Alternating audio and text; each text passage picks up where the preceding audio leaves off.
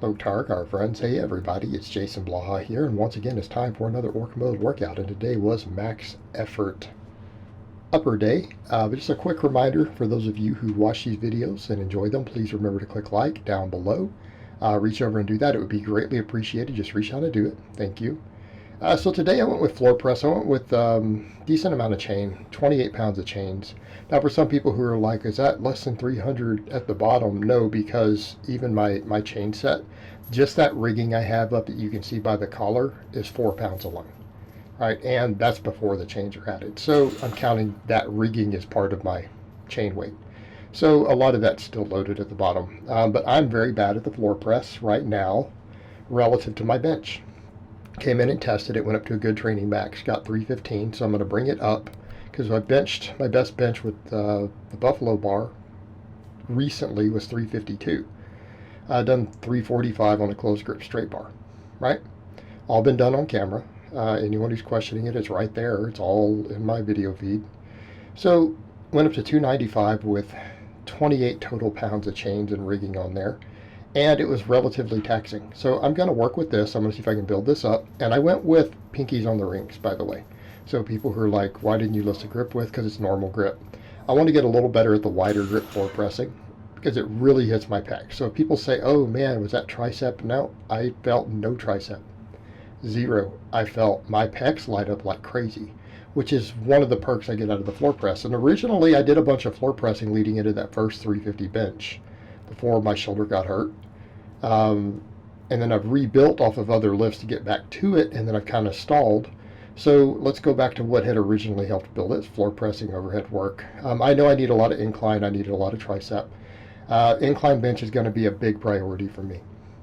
So my two biggest focuses on bench right now are going to be getting really strong on the floor press, getting my absurdly weak incline up. You guys saw the PR there today. It was 245 is what we hit today. With that grip, I think that's the PR. But we're going to build it from there. I'm going to try to micro load it. All right, I've got fractional plates. Let's try to do 2.5 pound jumps and see if I can get it to come on up by working on it and accessory work for it. And I'm going to use the floor press as a main bench builder for now, especially because it makes me use my chest more than the flat bench. Okay, and even though I need more chest and I need more tricep and all that for the flat bench, it forces me to use more chest. Some people say, why? Like, why are you so much stronger when the floor press is used versus your bench? Like, why is your bench stronger? I use lats out of the bottom. I can't use my lats to get the weight started or leg drive on that floor press. So because I can't do that, my chest has to get it started. See where we're going with that? So normally a lot of times I may be reliant upon the chest to play catch up once I get it blasted out of the bottom. Now I'm going to keep building my lats because if my lats help me so much out of the bottom now, they explode a 350 bench out of the bottom. Like, it explodes out of the bottom. And then it slows down. You know, the midway mark. So if that's the case, then obviously I need to keep building those lats because that'll keep building that up. But I really need the chest and the triceps to be able to fire harder, push everything through. And so we're going to do that. So then I went ahead and I calculated off of the bar weight instead of chain. So in this case, because I'm not running extremely aggressive amounts of chain, I felt like I could go ahead and work with 80% for fives. And I did. So I just did 80% of what that was, the 295, with the same chains then thrown on top of it. So we ended up getting 3 sets of 5. They were challenging. Like, the 5th rep was pretty hard. So, and again, I felt a lot of pec. My pecs were very, very, very lit up. And I finally felt some tricep. I think that's what happens for it too, is that once we got to that rep work with the chains, and especially on a floor press, where we have to just muscle the weight up. There's no technique, there's no lat being used, there's no leg drive. It's just straight muscle having to just muscle it up. Right? Floor press is brute strength. And I need to build that further. Because I can always add leg drive back in. Leg drive comes easy to you. Once you learn how to get tight on the bench, leg drive is automatic. You don't even have to practice it. You don't have to learn it. It just is intrinsic with your setup once you get really, really tight. At least for me, it's second nature. So I'll just keep building my lats, and we'll just work on all these other supplemental lifts for a bit. I need to get really strong at them because I feel like this is what's going to bring me back over that edge. That's what put 20 pounds on my bench before I got hurt, and I've rebuilt to that off muscle memory without it and heavy lifting. But now we've got to accrue new muscle tissue, and I need my whole chest to grow, middle chest. I need that upper chest particularly. My upper chest is visually, you can tell it's a weak link. We know it's a weaker muscle. Get that incline up. I'm going to work on overhead because the overhead, not so much that I don't know that the overhead carries over to my bench a lot. Historically, it hasn't, but it will carry over to the incline. And if my incline will carry over to the bench, we're good. And I've already kind of said, if people ask what's the incline goal, to get to 300. And I don't have a time frame. Like that keeps coming up. People are like, what do you mean by not setting time frame goals? It's not that I'm not setting weight goals. Right? I still want to get to a 600 squat. I want to get to a 650 deadlift. Then my next goals will be a 650 squat and a 700 deadlift. I plan on reaching those in my 40s. Right? You guys have seen me pull 625. I've done 585 on a squat with the camber bar. We're easing up. We're getting closer to those first set of goals, and we'll set new ones. Same thing, get to a 365 bench, 375 bench, and I want to get to a 405. So what are my final goals? And I don't have time frames for this. At some point here in my 40s, I am bound to determine to reach those numbers. I want a 405 bench. Okay, I've done 352 on a closed grip. I can get there. I want a 650 squat, I want a 700 deadlift.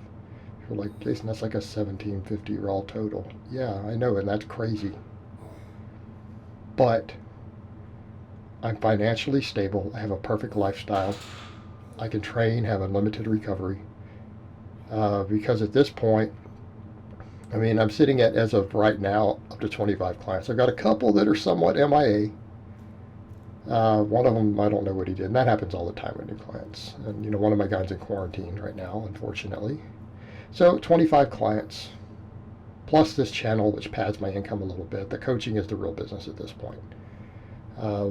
I can sleep 10 hours a day if I want. I know how to program. I've gotten quite a few lifters to, up to 500 plus squats and deadlifts at this point. I know how to program. I've got to pay attention to my fatigue management. Some of that's going to be, you guys will notice some of my volume isn't extreme. It's a lot of quality sets. Okay? A lot of quality sets. Why? Because I'm not going to bury myself. I'm not going to hammer all the way to maximum recoverable volumes. I'm going to focus on recovery, and that means stimulating good, consistent training effects. Not saying, hey, what's the absolute 100% I can get the most volume. Now, sets, I'm going to push a lot of sets hard. I'm not going to do much junk volume. High quality sets. Limit sets. So, and actually we did the same thing there. That was a 3x5 at 80%. Then these, because the wide grip is really, really hard for me. I am much weaker with this wide grip, which is, again, pinkies on the ring, just like the incline bench. But it hammers my upper chest and my side delts way harder than the narrow grip. I'm weaker at it. So I did two sets of 5, and then I did an AMRAP, and I think I got 7. And you guys notice I'm trying to touch the collarbone. So I'm touching at the bottom. And again, supplemental lift for the incline, because I feel that upper chest tremendously, like the pec minor up there. I feel that really, really, really hard on those. So if you look at the total volume there, actually it was only 2x5 on the incline because I felt a little crushed after that on the incline work. My chest was giving out. Which, again, 5 work sets after 2 pressing maxes makes sense. That's more than enough to stimulate muscle growth. Okay, most studies, even for stuff like chest, show 5 to 10 sets in a workout produces maximum hypertrophy. All right, 5 sets of pretty much limit sets within 1 rep of failure, plus 2 maxes. That's it. And then a little extra upper chest with the overhead work. Then that's hitting my shoulders. And I've realized, again, I'm going to have to pay attention to that shoulder health. I'm like, do I really need certain lifts? I don't need chins. I don't even need the hang pulls right now. You know what? If I want to get a little bit more rear delt, side delt, I can do a few face pulls through the week. Hey, this standing press hits my whole shoulder girdle. It hits my side delts really hard. which is surprising, but only when I do the wide grip. I don't feel it with the narrower grip. And like I said, the upper chest more. So, okay, this will shore up weak links. This will help bring up my incline. It'll help with some of the upper back and shoulder musculature. Okay. I know how to grow lats. Not a problem. So, again, going to make that incline and that floor press go up. And as they go up, my bench will climb when I go back and start testing the bench again. Then triceps. And what did I say last time? We're going to come over and do the JM presses. I said last time my form was trash. I'm trying to focus on keeping my elbows up. And it looks a little bit better. What I'm actually doing is overcompensating on this lift. So because I feel like again, using too much shoulder and stuff, my elbows are dropping too low just at the sake of moving a bunch of weight. Okay. Essentially, I'm trying to do a skull crusher with these, but with a big heavy bar, and I'm trying to actually tuck my elbows completely, but notice they stay at 45. By me trying to force myself to do a skull crusher to my mouth, and then stopping when the bicep touches the forearm, it ends up looking like a correct JM press. But I'm not trying to do what you see, because when I try to do what you see, like a flare to 45 degrees instead of a tuck, okay, and I let the elbows come down, it turns into a bench press. It turns into a flared bench press to my neck. And I can do a lot of weight. I can rep out 185. Not the best for just hitting my triceps. I don't need a whole lot of delt and pec work again at this point. I need to hammer those triceps hard with a good multi-joint exercise. So by me forcing myself to try to tuck my elbows, it takes them to 45 degrees. I'm actually trying to point my elbows straight down and up, like down towards my feet. I'm not even trying to let them drop at all. But when you're using a fairly heavy weight, they're going to have to drop. So now this looks like a correct JM press. Very much like a JM press. But I'm having to compensate because what we feel versus what the camera shows are two different things. This is one of the things I deal with my lifters a lot. A lot of times we give ourselves mental cues to push us into the pendulum in the other direction. Like we actually try to do things that are not what we want to do because we're so far in one way that we have to hyper focus on pushing to the other extreme to even meet in the middle.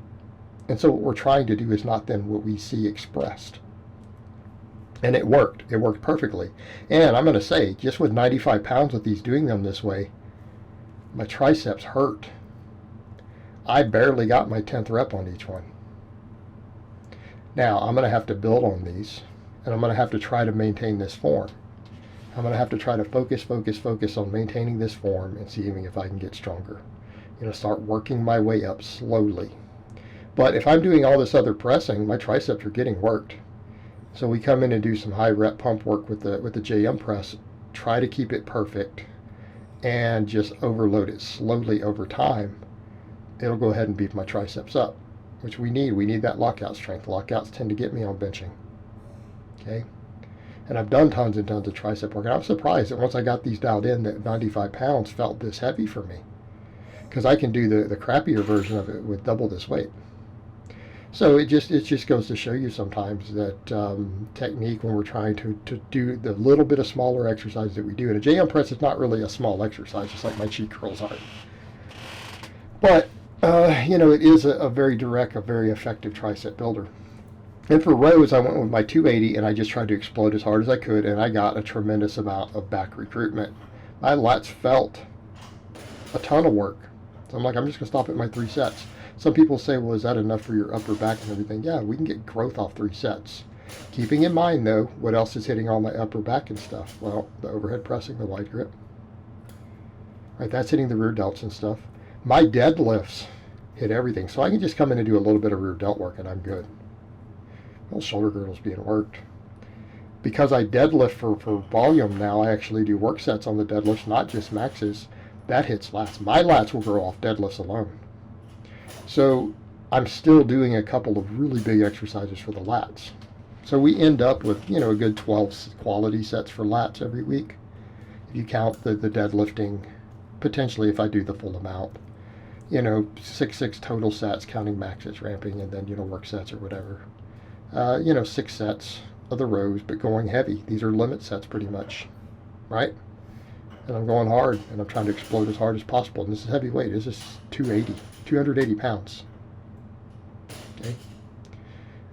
This will work. My lats will get stimulation. A little bit of extra rear delt work won't hurt.